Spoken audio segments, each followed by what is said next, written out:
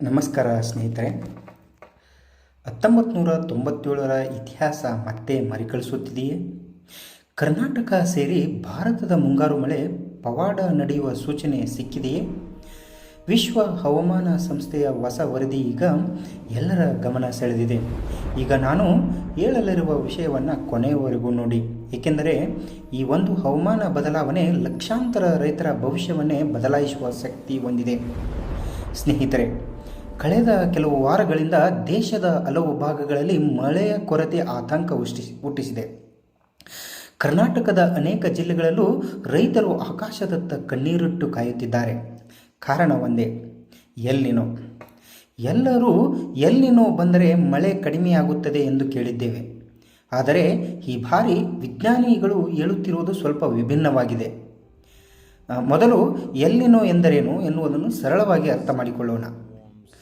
Pacific ಸಾಗರದ ಮಧ್ಯ ಮತ್ತು ಪೂರ್ವ ಭಾಗದ ನೀರು ಸಾಮಾನ್ಯಕ್ಕಿಂತ ಹೆಚ್ಚು ಬಿಸಿಯಾಗುತ್ತದೆ. ಇದನ್ನೇ ಎಲ್ನಿನೋ ಎಂದು ಕರೆಯುತ್ತಾರೆ. ಈ ಬದಲಾವಣೆ ಜಗತ್ತಿನ ಗಾಳಿಯ ಚಲನವಲನವನ್ನು ದುರ್ಬಲಗೊಳಿಸುತ್ತದೆ.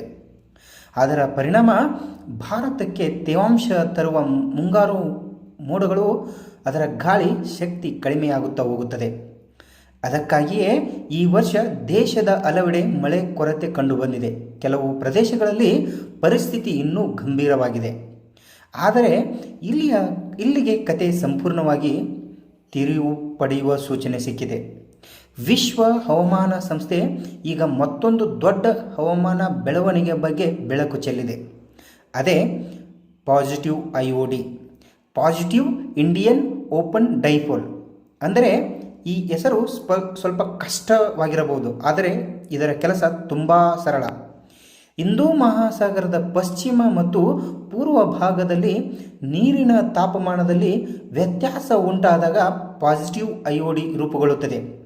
ಇದು ಬಲಗೊಂಡರೆ ಭಾರತದ ಕಡೆಗೆ ಹೆಚ್ಚು ತೇವಾಂಶ ಹರಿದು ಬರಲು ಸಹಾಯ ಮಾಡುತ್ತದೆ. ಅದರ ಪರಿಣಾಮ ಮುಂಗಾರು ಮತ್ತೆ ಚುರುಕುಗೊಳ್ಳುವ ಸಾಧ್ಯತೆ ಹೆಚ್ಚಾಗಿರುತ್ತದೆ. ಇದೊಂದು ಕೇವಲ ಊಹೆಯಲ್ಲ ಸ್ನೇಹಿತರೆ, ಇತಿಹಾಸದಲ್ಲಿ ನಡೆದ ಘಟನೆ. 1997ರಲ್ಲಿ ಪ್ರಬಲ ಎಲ್ನಿನೋ ಭಾರತವನ್ನು ತೀವ್ರವಾಗಿ ಕಾಡಿತ್ತು.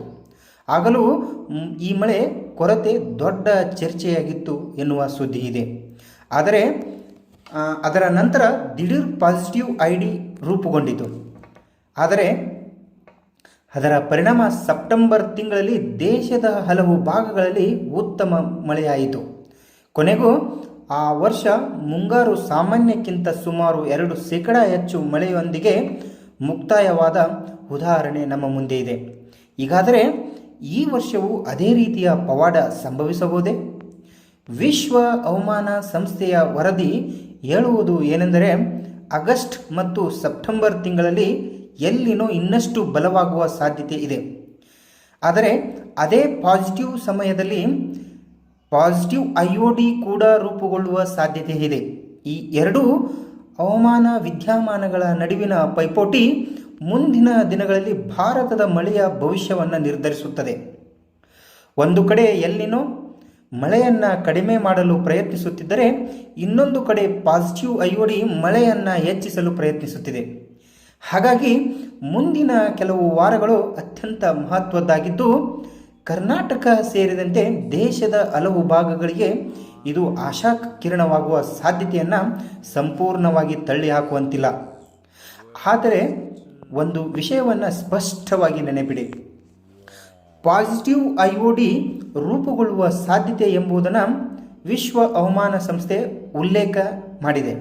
ಆದರೆ ಇದು ಯಾವ ಮಟ್ಟಿಗೆ ಬಲಗೊಳ್ಳುತ್ತದೆ ಮತ್ತು ಯಾವ ಪ್ರದೇಶಗಳಿಗೆ ಎಷ್ಟು ಮಳೆ ತರುತ್ತದೆ ಎಂಬುದು ಮುಂದಿನ ಹವಾಮಾನ ಬೆಳವಣಿಗೆಗಳ ಮೇಲೆ ಅವಲಂಬಿತವಾಗಿರುತ್ತದೆ.